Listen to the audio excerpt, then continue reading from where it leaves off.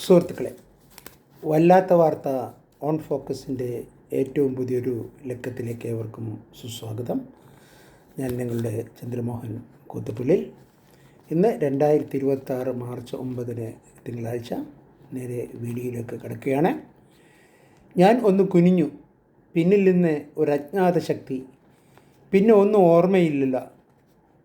മീശമാധവൻ എന്ന സിനിമയിൽ കഴുത്തിന് ക്ഷതമേറ്റ് ബെൽറ്റ് ധരിച്ച് നടക്കുന്ന ഭഗീരഥൻ പിള്ള തനിക്ക് പറ്റിയ അപകടം ജഗതി അഭിനയിക്കുന്ന കഥാപാത്രത്തോടെ വിശദീകരിച്ച് ഇങ്ങനെയായിരുന്നു. എന്നാൽ കഴുത്തിന് ക്ഷതമേറ്റ് പത്തനംതിട്ടയിലെ വീട്ടിൽ കഴിഞ്ഞുകൂടിയിരുന്ന ആരോഗ്യമന്ത്രി ഇപ്പോൾ പുറത്തിറങ്ങിയിട്ടുണ്ട്. വീണ ജോർജിനോട് കണ്ണൂർ റെയിൽവേ സ്റ്റേഷനിൽ എന്താണ് ശരിക്കും സംഭവിച്ചത് എന്ന് ചോദിച്ചപ്പോൾ സിനിമയിൽ പിള്ളാച്ചൻ പറഞ്ഞതിനപ്പുറം ഉത്തരം എളുപ്പമല്ല അവർക്ക് കൊടുക്കാൻ. കാരണം KSU പ്രവർത്തകരുടെ പ്രതിഷേധത്തിനിടെ മന്ത്രിയുടെ കഴുത്തിന് പിടിച്ച അജ്ഞാത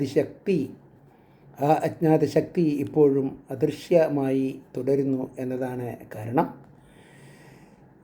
കരിങ്കൊടി വീശുകയും മുദ്രാവാക്യം വിളിക്കുകയും മാത്രമേ ചെയ്തുകൊള്ളൂ എങ്കിലും മന്ത്രിയെ വധിക്കാൻ ശ്രമിച്ചതിനാണ് സമരക്കാർക്കെതിരെ കേസ് എടുത്തിട്ടുള്ളത്. CCTV ക്യാമറകളും ചാനലുകളും കാഴ്ചക്കാരും പകർത്തിയ ദൃശ്യങ്ങൾ ഭൂതക്കണ്ണാടി വെച്ച് അരിച്ചു പെറുക്കിയിട്ടും സമരക്കാരുടെ കയ്യെത്തും ദൂരത്ത്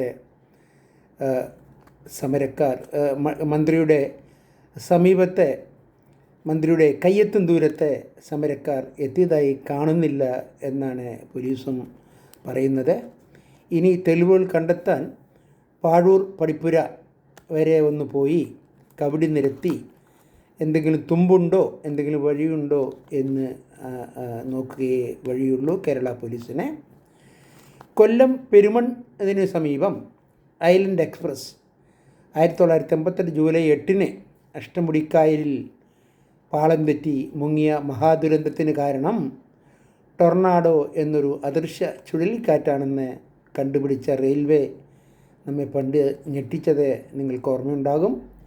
കരയിലെ പുൽക്കൊടിക്കോ കായലിലെ വെള്ളത്തിനോ ഒരു ചെറു ചലനം പോലും ഉണ്ടാക്കാതെയാണ് അന്ന് ടൊർണാഡോ എന്ന ചുഴലിക്കാറ്റ് ട്രെയിനിനെ വിട്ടതത്രേ. പക്ഷേ എന്നാൽ കാലാന്തരത്തിൽ സത്യസ്ഥിതി വെളിപ്പെട്ടു. But it was blamed as faulty track alignment, problems with wheels, over speed and lack of maintenance. വണ്ടിക്ക് ഓവർ സ്പീഡായിരുന്നു, പാളം അലൈൻമെൻറ്റിന് പ്രശ്നങ്ങളുണ്ടായിരുന്നു, തീവണ്ടിയുടെ വീൽസിന് പ്രശ്നമുണ്ടായിരുന്നു. സർവോപരി മെയിൻ്റനൻസ് എന്നുള്ള കാര്യം മഷിയിട്ട് നോക്കിയാൽ പോലും ഏറെക്കാലമായി നടന്നിരുന്നില്ല എന്നും അറിയുന്നു. അതായിരുന്നു സത്യത്തിലന്ന് സംഭവിച്ചത്. ഇവിടെയും സമാനതകൾ പലതാണ്. റെയിൽവേയുമായും ബന്ധപ്പെട്ടാണ് സംഭവം.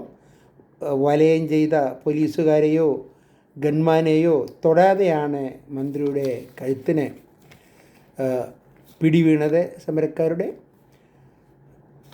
കുറ്റകൃത്യത്തിൻ്റെ രീതി കണക്കിലെടുത്ത് ടൊർണാഡോയെ പ്രതിയാക്കാവുന്നതാണ് ഇവിടെയും റെയിൽവേയുടെ മോഡലിൽ.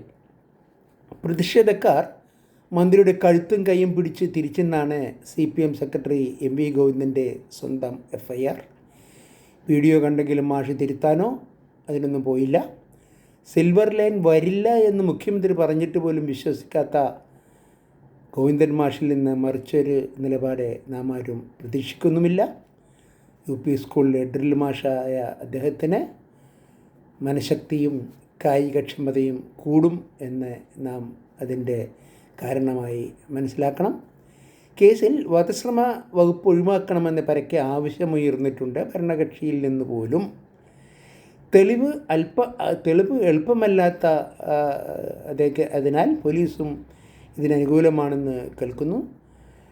ഇതിനിടെ വേറൊരു കഥ കൂടി നിങ്ങൾ അറിയണം. കഥകളിയിൽ ബാലീവധം, കീചകവധം തുടങ്ങിയവ അവതരിപ്പിക്കുന്നത് ഉയർന്ന റേറ്റ് ആണ് എന്നറിഞ്ഞ ഒരിടത്ത് ഒരു ഉത്സവ കമ്മിറ്റി പ്രസിഡൻറ്റ് ഇങ്ങനെ പറഞ്ഞത്രേ: ബഡ്ജറ്റ് കുറവാണ്, വധിക്കാനൊന്നും പോകേണ്ട, ഒന്ന് വിരട്ടി വിട്ടാൽ മതി. ആരെയാണ്? കീചകനെയും ബാലിയെയും ഒക്കെയാണ്. അങ്ങനെ അങ്ങനെ അങ്ങനെ വിരട്ടി വിട്ടാൽ മതി എന്ന് മയപ്പെടുത്തിയ കഥ ഓർമ്മ വരുന്നു. അല്ലെങ്കിൽ നവകേരള ബസ്സിന് നേരെ ഷൂസ് എറിഞ്ഞതിനും വിമാനത്തിൽ മുദ്രാവാക്യം വിളിച്ചതിനുമെല്ലാം വധശ്രമമായി ആദ്യം കേസെടുത്ത് പിന്നാലെ പൊല്ലാപ്പ് പിടിച്ച കഥ, പൊല്ലാപ്പ് പിടിച്ച കഥ നമുക്കറിയാവുന്നതാണ്. കണ്ണൂർ സ്റ്റേഷനിലെ 1-ാം നമ്പർ പ്ലാറ്റ്ഫോമിൽ സമരക്കാരോട് ആക്രോശിച്ചും മാധ്യമപ്രവർത്തകരോട് ചിരിച്ചും ഒക്കെ മന്ത്രി വീണ നടക്കുന്നത് കണ്ടവരുണ്ട്, ദൃക്സാക്ഷികളുണ്ട്. അവിടെയാണ് സ്പീക്കർ AN ഷംസീർ അവരെ കാണുന്നതും സമരക്കാരുടെ ആക്രമണത്തിൽ മന്ത്രിക്ക് ഗുരുതരമായ പരിക്കുണ്ടെന്നും റൂളിംഗ് വരുന്നതും അവിടെ വെച്ചാണ്. വേദന അടക്കിപ്പിടിച്ച് കഴുത്ത് പൊത്തിപ്പിടിച്ച് മുഖ്യമന്ത്രിയെ ഫോൺ ചെയ്യുന്നതാണ് പിന്നെ നാം കാണുന്നത്. ക്ഷതവും വേദനയും മന്ത്രി തിരിച്ചറിയാൻ സ്പീക്കർ ഇടപെടേണ്ടി വന്നു എന്നതിലാണ് ക്രമപ്രശ്നം. ഷംഷീറിൻ്റെ കഥയും പിണറായിയുടെ തിരക്കഥ സംഭാഷണവും ചേർന്നപ്പോൾ സംഗതി കൊഴുത്തു എന്ന് അവർക്ക് തോന്നിക്കാണണം. എന്തായാലും അങ്ങനെയാണ് അപകടത്തിൽ ചികിത്സ തേടണമെന്ന് സ്പീക്കർ തുടർന്ന് പറഞ്ഞത്. എന്നാൽ ഗുരുതരമായ പരിക്കുണ്ടായിട്ടും ഷംഷീർ തൻ്റെ തിരുവനന്തപുരത്തേക്കുള്ള യാത്ര റദ്ദാക്കാതിരുന്നപ്പോൾ നമുക്ക് കാര്യം മനസ്സിലായി. മന്ത്രി ചുമ്മാ അഭിനയിക്കുകയാണ് എന്നുള്ള കാര്യം അതോടെ വ്യക്തമായി. അല്ലെങ്കിൽ AN ഷംഷീർ അവരുടെ ഒപ്പം ആശുപത്രിയിൽ കിടക്കയിൽ ബൈസ്റ്റാൻഡറായി നിൽക്കുമായിരുന്നു എന്നത് തന്നെ കാരണം. കോളർ ധരിക്കലാണ് കഴുത്തിലെ ക്ഷതത്തിൻ്റെ അടിയന്തര ചികിത്സ. കഴുത്തിലാകുമ്പോൾ കോളറും ഏതാണ്ടൊരു ബെൽറ്റ് പോലെ തന്നെയാണ്. ക്ഷതമില്ലാത്തവർക്കും ബെൽറ്റ് അനുസരണയുടെ ഒരു അടയാളമാണ്. നടന്ന് 3-ാം പ്ലാറ്റ്ഫോമിലെത്തി പോയ മന്ത്രിയുടെ തുടർ സഞ്ചാരം വീൽചെയർ, ആംബുലൻസ്, സ്ട്രെച്ചർ തുടങ്ങി പല കടമ്പകൾ കടന്ന് അവസാനം സർക്കാരിൻ്റെ സ്വന്തം പരിയാരം മെഡിക്കൽ കോളേജിലെ ICUവിലാണ് അവസാനിച്ചത്. അത്ഭുത രോഗശാന്തി നൽകുന്ന ഏതോ അദൃശ്യ ശക്തി ICUവിലും മന്ത്രിയെ പിന്തുടർന്നു എന്ന് വേണം നമുക്ക് കരുതാൻ. 2-ാം ദിവസം നിലവിലെ ശാരീരികാവസ്ഥയിൽ മന്ത്രിക്ക് അനങ്ങാൻ പോലും പറ്റില്ല, യാത്ര അനുവദിക്കാനേ പറ്റില്ല എന്ന് പറഞ്ഞ ഡോക്ടർമാർ മണിക്കൂറുകൾക്കുള്ളിൽ നിലപാട് മാറ്റി U-ടേൺ അടിച്ചത് നമ്മെ ഞെട്ടിച്ചു എന്നാണ് തോന്നുന്നത്. പുലർച്ചെ 4 മണിക്ക് പുറപ്പെടുന്നതിന് മുമ്പ് രാത്രി 11 മണിക്കൊരു മെഡിക്കൽ ബോർഡ് കൂടി അവർ പുലർച്ചെ 4 മണിക്ക് പോകാൻ മന്ത്രിക്ക് അനുവാദം കൊടുത്തു. നാട് മുഴുവൻ ഉറങ്ങിക്കിടക്കുമ്പോൾ മന്ത്രി ഇരുചെവി അറിയാതെ ICU വിട്ട് 400 കിലോമീറ്റർ ലോകചരിത്രത്തിൽ ആദ്യമായി ഒരു മന്ത്രി കാറിൽ സഞ്ചരിച്ച് പത്തനംതിട്ടയിലെ വീട്ടിലെത്തി കഞ്ഞിയും പയറും കഴിച്ചത് നമ്മെ ഞെട്ടിച്ചു. ഇത്ര ICUവിൽ കിടന്ന ഒരു പേഷ്യൻറ്റിനെ 400 കിലോമീറ്റർ യാത്ര ചെയ്യാൻ അനുവദിച്ച ആ ഡോക്ടർമാരുടെ പേരിൽ കേസെടുക്കാൻ കോൺഗ്രസ്സുകാർ ഇതേവരെ ആവശ്യപ്പെടാതിരുന്നതിൽ എന്തോ ഒളിച്ചുകളിയുണ്ട് എന്ന് നമുക്ക് തോന്നുന്നു. എന്തായാലും ഒളിച്ചുള്ള യാത്രയും ഒളിവ് ജീവിതവും ഉത്തമയായ കമ്മ്യൂണിസ്റ്റിന് അപമാനമൊന്നും ഉണ്ടാക്കിയില്ല എന്ന് തോന്നുന്നു. വേദന മൂലം കഴുത്തിൽ കോളറണിഞ്ഞ് സമാധാനത്തോടെ നടക്കുന്ന പലരും ഈ സംഭവത്തോടെ സ്വല്പം ഗതികേടിലായതിലേ ഉള്ളൂ സങ്കടം. കാണുന്നവർ അടക്കിപ്പിടിച്ച് ചിരിക്കുന്നു. വേദന സഹിച്ചാലും വേണ്ടില്ല എന്ന് കരുതി പലരും കഴുത്തിലെ കോളർ അഴിച്ചു വെച്ച് തുടങ്ങിയെന്നാണ് കേൾക്കുന്നത്. കഴുത്തിൽ ക്ഷതം മാറും, എന്നാൽ അഭിമാനക്ഷതം മാറാൻ അത്ര എളുപ്പമല്ല എന്നും അവർ തിരിച്ചറിഞ്ഞു എന്ന് വേണം നമുക്ക് കരുതാൻ. ഇനി മറ്റൊരു കാര്യം നമുക്ക് പരിശോധിക്കാം. കേരളം തന്നെ സ്പീക്കറുടെ ഭാഷയിൽ പറഞ്ഞാൽ സമരങ്ങളുടെ ഒരു പ്രോഡക്റ്റാണ്. 1954 സംസ്ഥാന രൂപവൽക്കരണ ശ്രമം നടക്കുന്ന കാലം ഉത്തരവാദിത്ത പ്രക്ഷോഭം ശക്തമായപ്പോൾ അതിൻ്റെ കരുത്ത് കുറക്കാൻ ദിവാൻ CP രാമസ്വാമി അയ്യരുടെ ഒത്താശയോടെ തമിഴ്നാട് കോൺഗ്രസ് ശക്തിപ്പെട്ടു. തേവാള, അഗസ്തീശ്വരം, കൽക്കുളം, വിളവങ്കോട് താലൂക്കുകൾ തമിഴ്നാടോട് ചേർക്കണമെന്നായിരുന്നു സമരക്കാരുടെ ആവശ്യം. മാർത്താണ്ഡത്തിൽ തമിഴ്നാട് കോൺഗ്രസിൻ്റെ നേതൃത്വത്തിൽ വലിയ സമരം നടന്നു. പോലീസ് വെടിവെപ്പിൽ 7 പേർ മരിച്ചു. സമരഭൂമിയിലൂടെ പിറ്റേന്ന് മുഖ്യമന്ത്രിയായ പട്ടംതാണപിള്ള യാത്ര ചെയ്തു. സർവത്ര പോലീസ് സന്നാഹമായിരുന്നു അവിടെ. പക്ഷേ അതിനു മുമ്പ്, യാത്ര തുടങ്ങുന്നതിന് മുമ്പ് തന്നെ തമിഴ്നാട്ടിലാണല്ലോ. അവിടെ ധാരാളം പന ചെടികളുണ്ട്, പന മരങ്ങളുണ്ട്. അപ്പോൾ സമരക്കാർ എന്ത് ചെയ്യുന്നു വെച്ചാൽ പനകളുടെ മുകളിൽ നേരത്തെ തന്നെ കയറിപ്പറ്റിയിരുന്നു. മുഖ്യമന്ത്രിയുടെ കാറിന് നേരെ അവർ പനങ്കരിക്കുകൾ ധാരാളമായി വലിച്ചെറിഞ്ഞു. മുകളിലേക്ക് നോക്കിയ പെട്ടെന്നാണ് ഇവിടെ കാണുന്നത് അടിവസ്ത്രം ധരിക്കാതെ മരത്തിന് മുകളിലിരിക്കുന്ന അനവധി സമരക്കാരാണ്. നല്ല കണി. മീശമാധവൻ സിനിമയിൽ ഭഗീരഥൻ പിള്ള, നമ്മുടെ കൊച്ചിൻ അനീഫ അഭിനയിച്ച ഭഗീരഥൻ പിള്ളയുടെ കഥാപാത്രം ജഗതിയുടെ കഥാപാത്രത്തിന് ചോദിക്കുന്നുണ്ട്, ഇന്നലെ പിള്ളേർ കണി കാണിച്ചു എന്ന് കേട്ടല്ലോ. ജഗതി ഒന്നും മിണ്ടുന്നില്ല. പിള്ളച്ചൻ, നമ്മളിത് കാര്യമായിട്ടെടുക്കണം. ഇന്നവർ പിന്നാമ്പുറമേ കാണിച്ചുള്ളൂ, നാളെ അവർ ഉമ്മറം കാണിച്ചാലോ. അതേപോലത്തെ ഒരു സംഭവമാണ് പട്ടത്തിനുണ്ടായ. അദ്ദേഹം ആകെ നാണം കെട്ടുപോയി. ഈ സമരക്കാരുടെ അവരുടെ പ്രതികരണത്തിൽ അദ്ദേഹം സ്വല്പം നാണം കെട്ടുപോയി എന്ന് നമുക്ക് മനസ്സിലാക്കാൻ പറ്റും. CH മുഹമ്മദ് കോയക്കെതിരെ സമരത്തിൽ കല്ലായിരുന്നില്ല, ആസിഡ് ബൾബായിരുന്നു സമരക്കാരുടെ ആയുധം. 1971 ജാനുവരി 3 തലശ്ശേരി ഇൻസ്പെക്ഷൻ ബംഗ്ലാവിൽ എത്തിയ മന്ത്രിയെ CPM യുവജന ഫെഡറേഷൻ പ്രവർത്തകനായ ഗംഗാധര മാരാർ ആക്രമിച്ചത് ആസിഡ് ബൾബ് കൊണ്ടായിരുന്നു. ബൾബ് മേശപ്പുറത്ത് തട്ടി വീണുടഞ്ഞു. എന്താണ്? ഗൺമാൻ തട്ടി മാറ്റിയതിനാൽ. അതിനാൽ മന്ത്രിയുടെ കൈക്ക് മാത്രമേ പരിക്കേറ്റുള്ളൂ. തൊഴിലില്ലായ്മ വേതനം ആവശ്യപ്പെട്ടുള്ള സമരത്തിൻ്റെ പരിസമാപ്തി ആയി മാറി ആ സംഭവം. 1962 മന്ത്രി പ്രിയകുറുപ്പിൻ്റെ തലശ്ശേരി കോടതി വരാന്തയിൽ വെച്ച് ചുറ്റികൊണ്ട് തലക്കടിച്ച് കൊല്ലാൻ ശ്രമിച്ച കേസിൽ അയാളെ വീണ്ടും കോടതി 3 കൊല്ലം തടവിന് ശിക്ഷിച്ചിരുന്നു.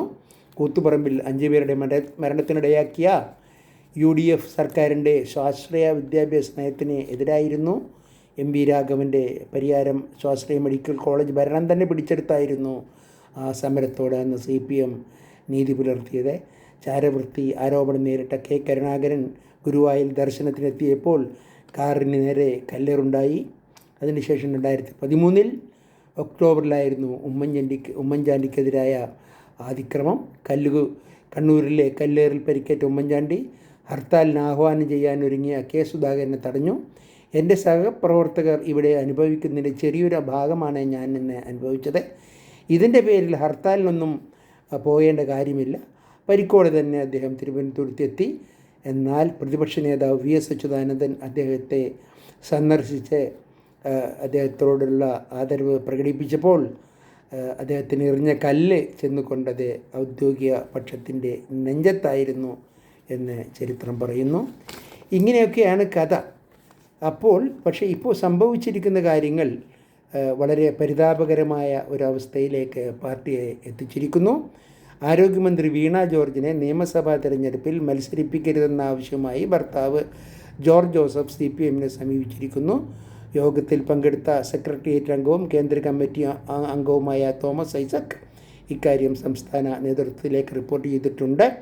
കുടുംബപരമായ കാരണങ്ങളുണ്ടെന്നാണ് ജോർജ് CPM നേതാക്കളെ അറിയിച്ചിരിക്കുന്നത്. ഇത്തരത്തിൽ വെട്ടിയിലായിരിക്കുകയാണ് ആറന്മുള MLA ആയ വീണ ജോർജിൻ്റെ കാര്യത്തിൽ പാർട്ടി. ഇപ്പോൾ ഭർത്താവ് വേഴ്സസ് പാർട്ടി എന്ന നിലയിലേക്ക് കാര്യങ്ങൾ എത്തിയിരിക്കുന്നു. കുടുംബപരമായ പല പ്രശ്നങ്ങളും ഇതിനെതിരെ ഉണ്ടായിട്ടുണ്ട്, ഇത് കാരണമായിട്ടുണ്ട് എന്നാണ് ഭർത്താവ് പറയുന്നത്. എന്തായാലും ചില ശത്രുക്കൾ പറഞ്ഞു പരത്തുന്നുണ്ട്. കേരളത്തിൽ നിന്ന് കേന്ദ്രത്തിലേക്ക് ഒരു കോൺക്രീറ്റ് പാലം പണിത് ജോൺ ബ്രിട്ടാസ് എന്ന ആൾ ഒരു CD എടുത്ത്, മന്ത്രിയുടെ അഭിനയത്തിൻ്റെ ഒരു CD എടുത്ത് പ്രസിദ്ധ ഹോളിവുഡ് സംവിധായകൻ ജെയിംസ് കാമറോണിനെ അയച്ചിട്ടുണ്ട്. ആഞ്ചലീന ജോളി അഭിനയിക്കാനിരുന്ന കഥാപാത്രം നമ്മുടെ വീണ ജോർജിന് കൊടുക്കാൻ അവർ തീരുമാനിച്ചു എന്നും നാം അറിയുന്നു. ശരിയാണോ എന്നറിയില്ല. എന്തായാലും നമുക്കൊരു ഉപദേശം കൊടുക്കാം. ഫിലിപ്പിനോ ഓതറും ഡിജിറ്റൽ ക്രിയേറ്ററുമായ ബോൾട്ട് റോഡ്രിഗസിൻ്റെ ഒരു വാചകം അവർക്ക് ഉപദേശമായി നമുക്ക് കൊടുക്കാം. Just because you forgive someone doesn't mean you owe them access to you. Forgiveness is for peace, boundaries are for healing. ഇതിൻ്റെ അർത്ഥം അവർക്ക് മനസ്സിലായി എന്ന് കരുതുന്നു. മനസ്സിലായില്ലെങ്കിൽ അവരുടെ തന്നെ പാർട്ടി വിദഗ്ധനായ ഭാഷാ വിദഗ്ധനായ AA റഹീമിനോടോ അല്ലെങ്കിൽ ആരോഗ്യമന്ത്രി ശിവൻകുട്ടിയോടോ ചോദിച്ചർത്ഥം മനസ്സിലാക്കാവുന്നതാണ്. അവർ സഹായിക്കുമെന്ന് നമുക്ക് കരുതാം. ഏതായാലും ഇതോടുകൂടി ഈ വീഡിയോ അവസാനിക്കുന്നു. മറ്റൊരു വീഡിയോയുമായി നിങ്ങളുടെ മുമ്പിൽ ഉടനെ വരുന്നതാണ്. അതുവരെ നിങ്ങൾക്ക് നന്ദി, നമസ്കാരം.